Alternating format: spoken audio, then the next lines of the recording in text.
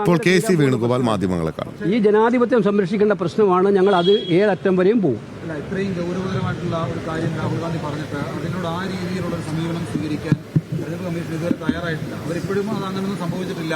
അത് ഒരു ആരോപണം മാത്രമാണെന്ന നിലയിലാണ്. അതുകൊണ്ടാണല്ലോ ഞങ്ങൾ നാളെ ഇന്ത്യ സഖ്യത്തിലെ മുഴുവൻ എംപിമാരും തെരഞ്ഞെടുപ്പ് കമ്മീഷനിലേക്ക് മാർച്ച് ചെയ്യുകയാണ്.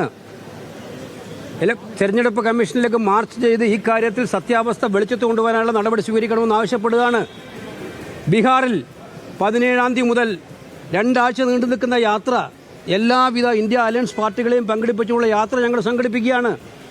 ഞങ്ങളിത് വെറുതെ വിടുന്ന പ്രശ്നമല്ല. ഇത് ജനങ്ങളിൽ ഇന്ന് തന്നെ നമ്മൾ പറഞ്ഞല്ലോ, സമൂഹ മാധ്യമങ്ങളിലേക്ക് ഞങ്ങൾ എത്തിച്ചിരിക്കുകയാണ്. നാളെ വൈകുന്നേരം കോൺഗ്രസ് ജനറൽ സെക്രട്ടറിമാരുടെയും ഇൻചാർജുമാരുടെയും യോഗം വിളിച്ചുകൂടിയിട്ടുണ്ട് ഭാവി പരിപാടികൾ ആവിഷ്കരിക്കാൻ. ഇത് എങ്ങനെ ജനങ്ങളിലേക്ക് കൂടുതൽ എത്തിക്കണമെന്നുള്ള കാര്യം തീരുമാനിക്കാനുള്ള യോഗമാണ് നാളെ വൈകുന്നേരം.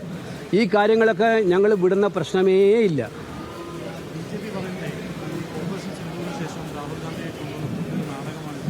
അല്ല, BJPക്ക് എന്തും പറയാം. ഞങ്ങളുടെ ചോദ്യം ഇലക്ഷൻ കമ്മീഷനോടാണ്.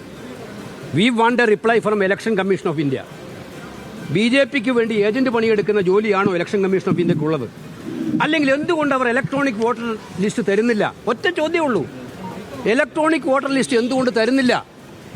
രണ്ടാമത് CCTV ഫൂട്ടേജുകൾ റിമൂവ് ചെയ്യാൻ, നശിപ്പിക്കാൻ നിങ്ങൾ എന്തിന് തീരുമാനമെടുത്തു?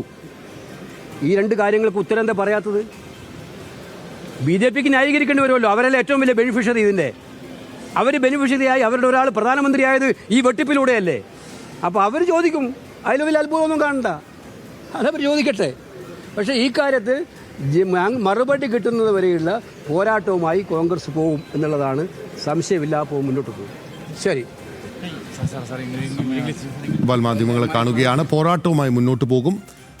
ഇക്കാര്യങ്ങളെ, അതായത് തെരഞ്ഞെടുപ്പ് കമ്മീഷന്റെ നോട്ടീസിനെ ഒന്നും കാര്യമായിട്ട് എടുക്കുന്നില്ല എന്നുള്ളതാണ് കെ.സി. വേണുഗോപാൽ പറയുന്നത്. അദ്ദേഹം ഡൽഹിക്ക് മടങ്ങുകയാണ്. വിമാനത്താവളത്തിൽ വെച്ചാണ് മാധ്യമങ്ങളെ കണ്ടത്.